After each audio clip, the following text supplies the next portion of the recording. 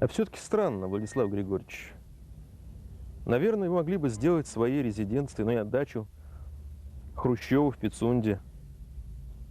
А выбрали вот этот дом. Туалет, прошу прощения, на улице, он умывальник отсюда виден. Это почему так? Ну, во-первых, дача Хрущева, она пока еще не принадлежит нам. И она является национальным достоянием республики. Вот. А я думаю, здесь вполне такие боевые условия, соответствующие вот нашей сегодняшней действительности.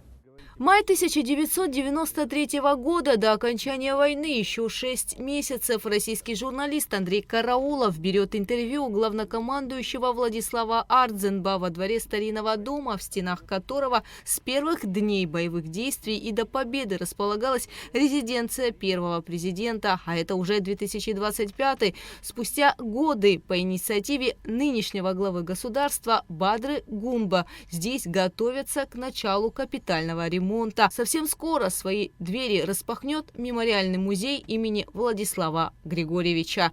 Просторное двухэтажное здание с балконами по улице Киарас, 93 в Гудауте. В его стенах решались важные и острые вопросы, принимались судьбоносные решения. До войны и после нее дом находился в частных руках. Бадра Гумба нашел хозяев, выкупил здание и поставил его на баланс государства.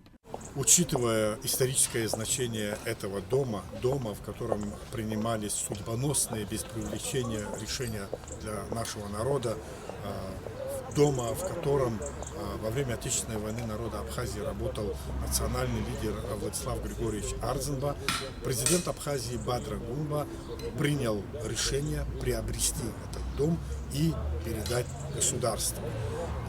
Передать государству с тем, чтобы здесь открыть музей.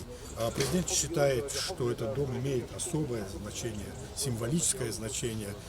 Приходя сюда, когда здесь будет музей, представители молодого поколения должны почувствовать атмосферу того времени, дух того времени, ответственность тех, кто стоял у истоков нашего государства.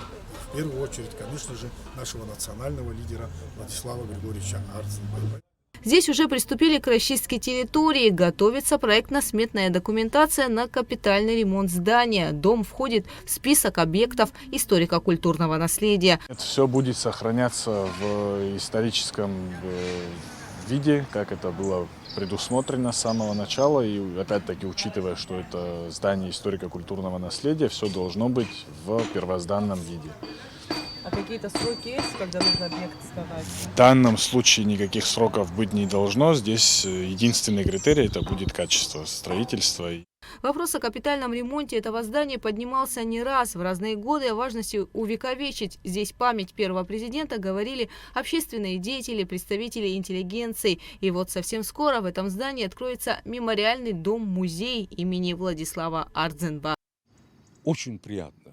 Я искренне говорю, очень приятно, что новый глава государства, когда увидел и донесли, что он взял это под личный контроль, и все вопросы организационные он решил, и финансовые, и организационные, что этот музей будет филиалом Гудаутского государственного музея.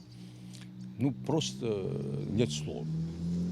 Таких запущенных вопросов много в Абхазии, и так поодиночку, и понемножку мы должны решать, чтобы наши дети, если будут знать историю, они сохранят настоящее и будущее. Это азбука вообще человеческой жизни.